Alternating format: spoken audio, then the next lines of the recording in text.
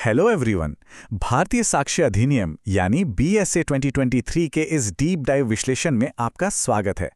देखिए, अगर आप लॉ के फील्ड में कदम रख रहे हैं तो एविडेंस या साक्ष्य के असली मतलब को समझना आपके लिए बिल्कुल क्रूशियल है। आज हम बीएसए के हिसाब से इन लीगल कॉन्सेप्ट्स को सिर्फ पढ़ेंगे नहीं, बल्कि विजुलाइज करेंगे, ताकि एक एलएलबी स्टूडेंट के तौर पर आपके दिमाग में इसकी एकदम क्लियर पिक्चर बन सके। चलिए फटाफट देख लेते हैं कि आज का हमारा रोड मैप क्या है। हम शुरुआत करेंगे प्रिजम्पशन और प्रमाण से, फिर हम दस्तावेजी साक्ष्यों को विजुअलाइज करेंगे। इसके बाद मौखिक और अनुश्रुत साक्ष्य यानी हेयरसे पर बात करेंगे। फिर आएगा बेस्ट एविडेंस रूल और डॉक्यूमेंट्स बनाम ओरल एविडेंस का दिलचस्प टकराव, और आखिर में इन सब को हम कानूनी परिभाषा के खांचे में फिट करेंगे। तो शुरुआत करते हैं हमारे पहले टॉपिक से, प्रिजम्पशन और एविडेंस यानी उपधारणा और साक्ष्य।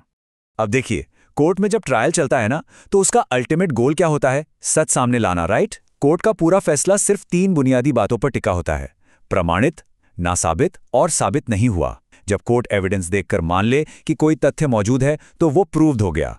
अगर लगे कि तथ्य मौजूद ही नहीं है तो वो डिस्प्रूव्ड है। और अगर बात कहीं बीच में अटक जाए, यानी दोनों में से कुछ भी तय ना हो, तो वो नॉट प्रूव्ड की कैटेगरी में आता है। सिंपल सी बात है, साक्ष्य ही वो ताकत है जो कोर्ट के इस बिलीफ को ड्राइव करती है। साक्ष्य के इस मैदान में गहराई तक उतरने से पहले हमें प्रिजम्पशन को समझना होगा। ये 2 तरह के होते हैं। पहला है मे प्रिज्यूम, जो कि थोड़ा कमजोर और रिबिटेबल होता है, यानी यहां कोर्ट आपसे सबूत मांग सकता है कि भाई साबित करो। और दूसरी तरफ है कंक्लूसिव प्रूफ, जो बिल्कुल पत्थर की लकीर है, इररिबिटेबल। इसमें न्यायालय कोई साक्ष्य नहीं मांगता और सामने वाली पार्टी इसे झुटला भी नहीं सकती, जैसे शादी के दौरान पैदा हुए बच्चे की वैधता का मामला। चलिए अब आते हैं हमारे दूसरे और शायद सबसे इंपॉर्टेंट हिस्से पर, दस्तावेजी साक्ष्य यानी डॉक्यूमेंट्री एविडेंस। अब किताबों से निकलकर जरा रियल वर्ल्ड इमेजेस को विजुअलाइज कीजिए। एक एलएलबी स्टूडेंट के तौर पर आप कोर्टरूम में क्या देखेंगे? किसी डायरी में लिखी 10,000 रुपए के कर्ज की एंट्री, मेंटेनेंस केस में पेश किया गया मैरिज सर्टिफिकेट, अरेस्ट के टाइम बना पुलिस मेमो, या फिर कोई पोस्टमार्टम रिपोर्ट? ये सब क्या है? ये बिल्कुल सॉलिड दस्तावेजी साक्ष्य हैं जिन पर अदालतें सबसे ज्यादा रिलाय करती है। लेकिन आपको क्या लगता है, क्या सारे डॉक्यूमेंट्स कानून की नजर में एक बराबर हैं? बिल्कुल नहीं। लॉ इन्हें इनकी ओरिजिनलिटी के हिसाब से बांटता है।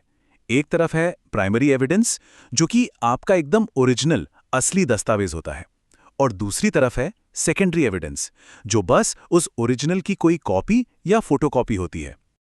और हाँ, एक बहुत ही क्रिटिकल पॉइंट जिसे आपको मिस नहीं करना है।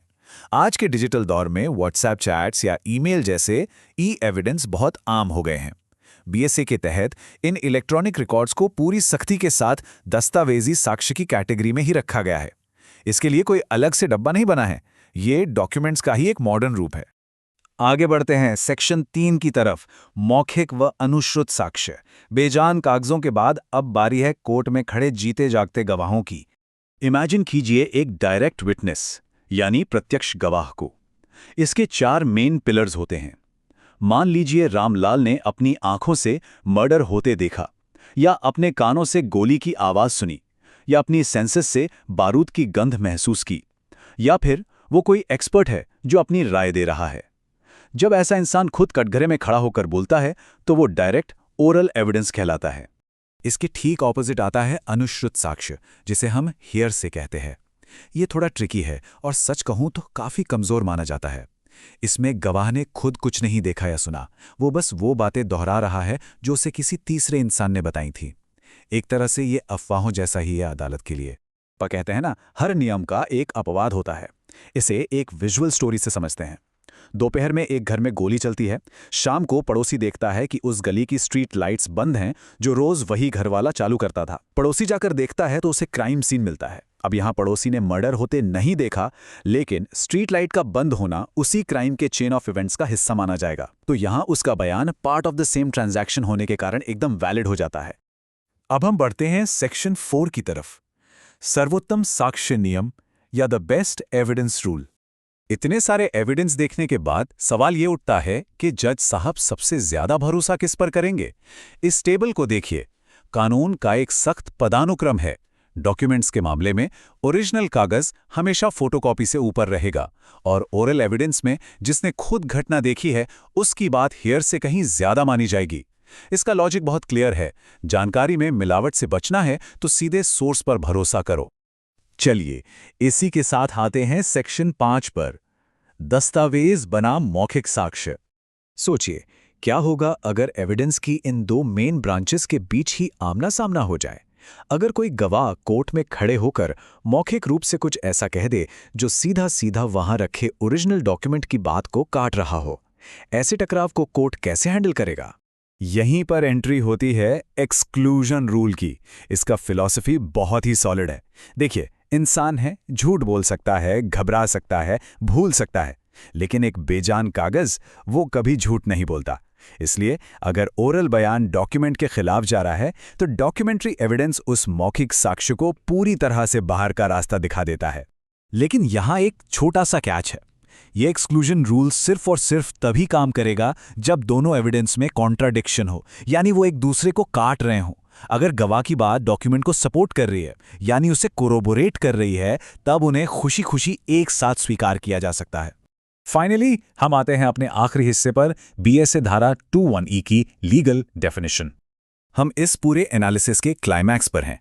अब तक हमने जो भी प्रैक्टिकल चीजें समझी, उन्हें इस लॉ की स्ट्रिक्ट डेफिनेशन में पिरोते हैं।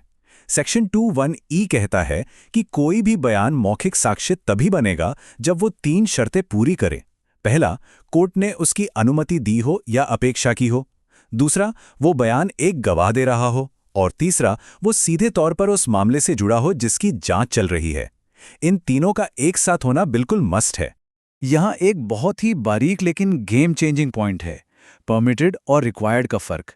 परमिटेड तब है जब कोई वकील अर्जी लगाए कि हुजूर मुझे गवाह पेश करना है, और रिक्वायर्ड तब है जब जज साहब खुद तय करें कि भाई इस गवाह को बुलाओ। लॉ में यहाँ या यानी और लिखा है। जुडिशरी एग्जाम्स में अक्सर इसी या को और यानी एंड से बदलकर सवाल फंसा देते हैं, तो आपको इस ट्रैप से बचकर रहना है। तो एविडेंस की इस पूरी टैक्सोनॉमी को विजुअलाइज करने के बाद मेरा आपसे एक सवाल है, इन सारे रूल्स, खासकर बेस्ट एविडेंस रूल को हथियार बनाकर कल को आप कोर्ट रूम में एक ऐसा केस कैसे खड़ा करेंगे जिसे कोई अपोजिंग काउंसिल तोड़ ही ना पाए? इस सवाल पर जरूर सोचिएगा।